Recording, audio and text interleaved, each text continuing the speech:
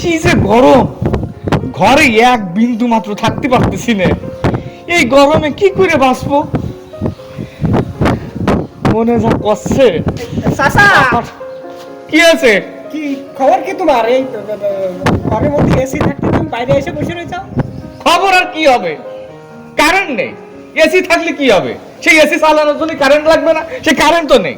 কি এক যন্ত্রণার মধ্যে পড়েছি খোকা কদিনই।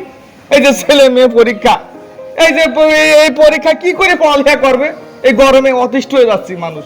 তাও তো কারেন্ট গেলেই একটা টাইম থাকে, যে 5 মিনিট 10 মিনিট আধা ঘন্টা, এ কেলা গেলি তো আর আসার নামই নিচ্ছে না। হ্যাঁ, এইভাবে কি চলে? কাকে নিয়ে আসলাম বাংলাদেশে? হ্যাঁ, কোন দেশে বসবাস করতেছি? এখন তো দেখতেছি যে আমরা আগেই ভালো ছিলাম, অন্তত কারেন্টটা থাকতো না। কারেন্টও গুপ্ত হয়ে গেছে চাচা।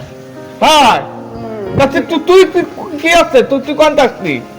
হ্যাঁ, বুঝতে পারিছি ও সামনাটাও বিয়ে করেছে, কিন্তু বাড়ি থাকতে পারতেছে না, কারেন্ট তো নেই, থাকে কি করবে?